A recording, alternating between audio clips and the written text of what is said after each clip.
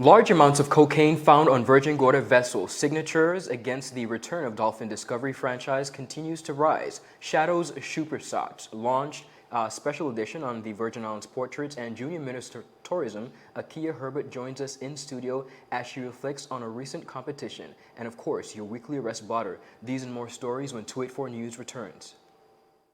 Everyone looks to the future, but no one truly knows what the future holds. The number of people under the age of 20 with type 2 diabetes could increase by 49% by 2050. Let it be known that we all have a 30% chance of developing hypertension. Globally, more than 300 million people of all ages suffer from depression. More than 60,000 young adults aged 20 to 39 are diagnosed with cancer each year. Obesity leads to problems such as stroke, heart disease, and kidney failure. No matter your race, age, or color, we are all at risk. These diseases can be managed or prevented if caught early. But with the right medicine and the right doctors to keep us on a path to live a robust and healthy life, we will live well.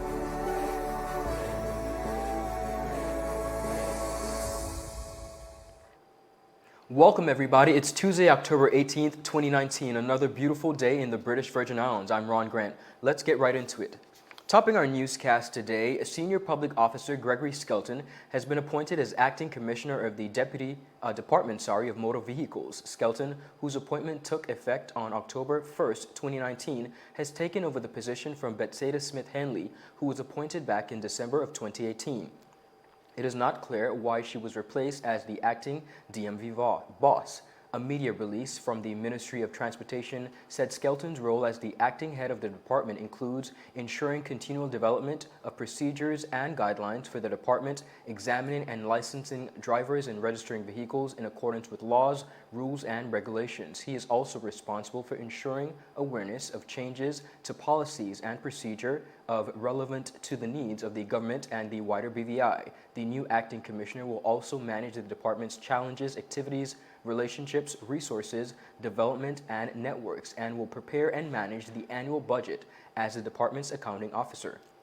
He will also coordinate activities including clerical inspections, licensing and registration, ensuring compliance with the legal, regulatory, ethical, and social requirements. Skelton is said to have been employed as a public officer for more than a decade and holds a bachelor's degree in accounting and is now pursuing a master's degree in business administration.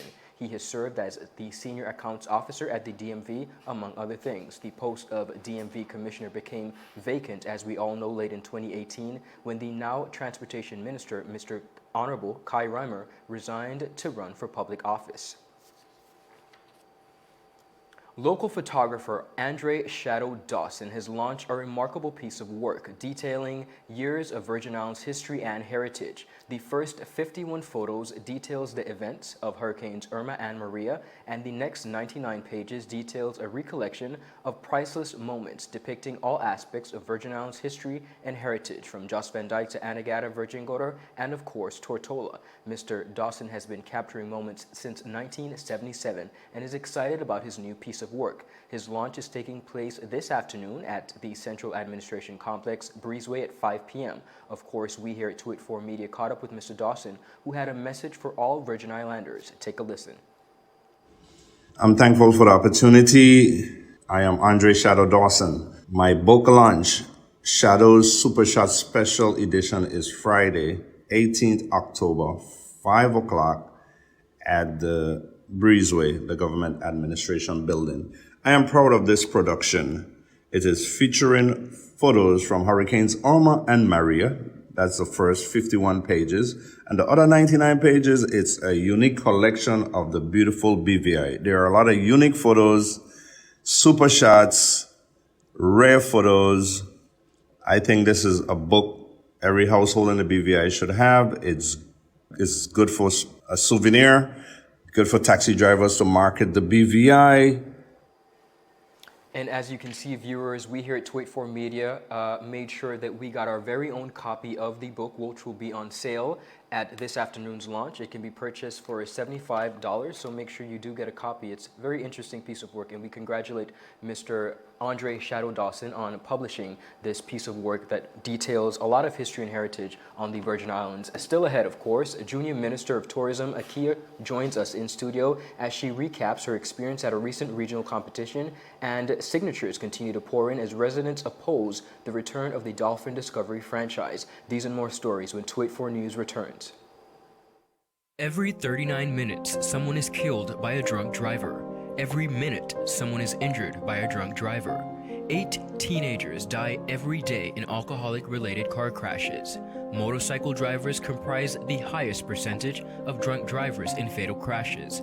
The highest percentage of drunk drivers involved in a fatal crash are ages 18 to 24. Alcohol affects your reaction time, vision, tracking, concentration, comprehension, and coordination.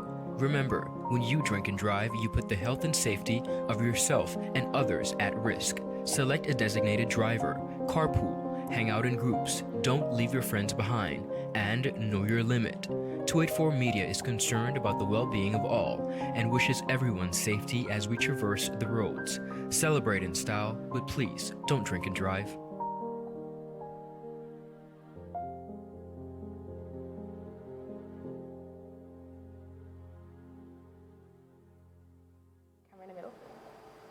Viewers, welcome back. Joining me right now in the hot seat is the Junior Minister of Tourism, Miss Akia Herbert. Akia, welcome to 284 Media. Thank you for having me. Now, you have just returned from the Caribbean Tourism Youth Conference 2019. Yes. Tell me about your experience.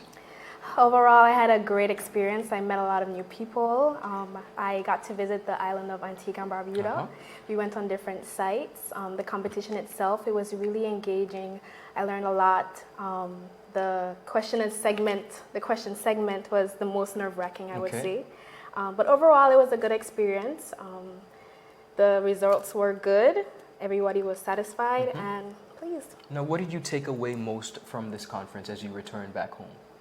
The thing I took away the most was that I personally should learn to be more confident in what I'm saying, because the same question, you see, I'll keep talking about this because, I mean, it still rings in my mind. Honest and impartial, yeah. Okay. The whole question segment, we had about a minute to prepare. And I knew what I wanted to say. I had it firm in my head. And then when it was time to present, I said something completely different. Right. And what I took away from that is that I should stick to what my gut is saying and instead of trying to... And let your heart speak. Yes. Absolutely. Basically. So now that you've returned home, and of course your year as Junior Minister of Tourism is not up. You have a long way to go before that is completed. What are some of the things that you hope to work in collaboration with the folks at the BVI Tourist Board as well as the Minister of Tourism in kind of implementing as we move forward? Okay, seeing that I just came back, the work actually begins now because as we should know, November is Tourism Month. It is Food Month here in the BVI, and that is where we have Food Fete. And now it's picking up. So this afternoon, we actually have the launch of the Food Fete. Definitely. And November, we have different events such as Taste of Tortola, Virgin Gorda, Just Pork, and Gala Lobster Festival. And I will be there helping out, gaining experiences in the whole tourism sector, dealing with tourists, you know, because we have visitors coming in regionally, internationally for this Food Fete. I also will be doing different initiatives such as Seeds of Love, so planting trees and seeds around the territory. I also wanted to start my platform basically talking to students, primary and high school students, engaging them with the tourism sector, letting them be aware because this is one of our major pillars. So, and it is important that we are aware, the youths, because we're the next generation. And yeah, that's basically what do you want to leave the BVI public with in understanding tourism? And of course, we're getting into the season as now, it's now reopening. What do you want persons to understand most about the tourism product in perhaps regards to our offerings? I would say, I mean, every Caribbean island we know has sun, sand, and sea. And that is one of our main important things that we have here. So I would say to make sure to keep the BVI clean. Like, that is our role, that is our main role. Aside from customer service and being nice to our tourists, keep the BVI clean because that's what the tourists are looking at. So keep the beaches clean, don't litter, etc. Well, ladies and gentlemen, you heard it here first on 284, directly from the Junior Minister of Tourism. She's encouraging us to do our best as we solidify our tourism product. Thank you so much, Akia. Thank you for having me. Speaking of tourism, about 2 weeks ago, we brought you a story on a petition that was created by a group of concerned citizens who felt like the return of the Dolphin Discovery franchise was inhumane and cruel to the animals. We also took a poll on our 284 Media Facebook page where residents seemed to have mixed emotions about the return. Well, at the time the story was first covered, the petitioners had some 2,000 signatures. As of today, the petition has received over 4,000 of the 5,000 signatures it set out to get. The petition was prompted by an announcement that was made on October 2nd by Premier Minister of Finance, the Honorable Andrew A. Foy, which stated that negotiations were being had to facilitate the return of the Dolphin Discovery franchise. The petition, headed by Neil Day, can be found on change.org and confidently describes the dolphins as captives. The group is adamant that the return of the facility should be halted. The facility is being described as an exploitation of animals who are not used to being trapped by nets. They suggest that this speaks against a modern world and basic decency.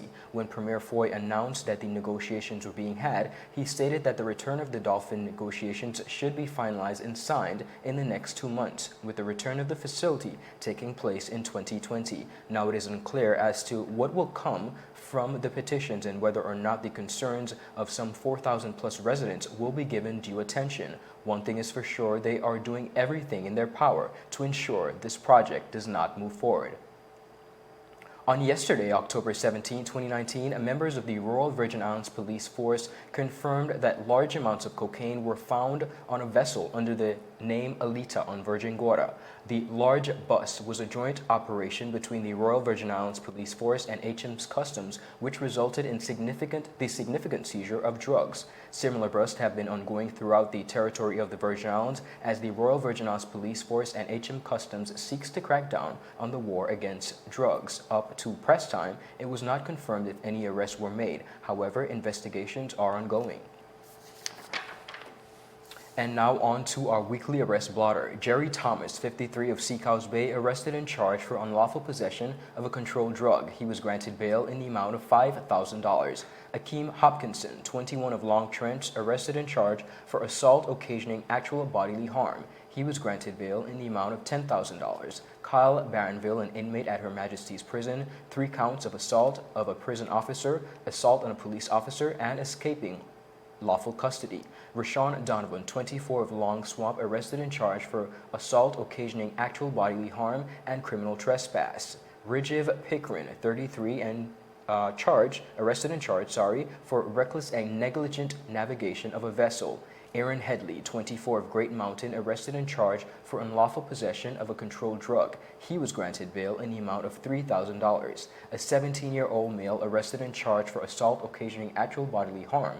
He was granted bail in the amount of $5,000. A 13-year-old male arrested and charged for assault occasioning actual bodily harm. He was granted bail in the amount of $5,000. 2 16-year-old males arrested and charged for assault occasioning actual bodily harm. Both were granted bail in the amount of $5,000. Mr. Dwight Colwood, 39 of Beef Island, arrested and charged for assault occasioning actual bodily harm. He was granted bail in the amount of $5,000. Felix Octavio Rodriguez, a 44-year-old native of the Dominican Republic, residing in Seacows Bay, has been arrested and charged for overstaying in the territory, using a motor vehicle when not covered by a policy insurance in respect to a third-party risk, driving without driver's license, driving an unlicensed vehicle, and reckless driving. He was reprimanded and discharged for traffic offenses, charged $500 for overstaying in the territory, and subsequently deported. That's it for today's news roundup. Be sure to like us on Facebook at 284 Media and 284 BVI on Instagram and Twitter. We have lots going on this weekend. Of course, KMS Promotions official launch party tonight at Island Sizzle, as well as the BVI Food Fete, which Aki and I just spoke about. They're going to be launching. This is hosted by the BVI Tourist Board at 4 p.m. this afternoon at the Craft Life Village. Tomorrow, Saturday, October 19th, Premier Foy leads a delegation over to the U.S. Virgin Islands to celebrate the annual USVI BVI Friendship Day activities. We'll, of course, have more on that story on Tuesday. And not forgetting, this Monday is a public holiday in observance of St. Ursula's Day. However you choose to spend the holiday, do enjoy. We look forward to delivering you your daily dose of local, regional, and international content beginning Tuesday, October 22nd. I'm Ron Grant, and you've been watching 284 Media, your #1 source for honest and impartial news here in the beautiful British Virgin Islands. Happy Friday, everybody. Have an awesome weekend. Is business slow? Cash flow down? Hosting an upcoming event? We can help.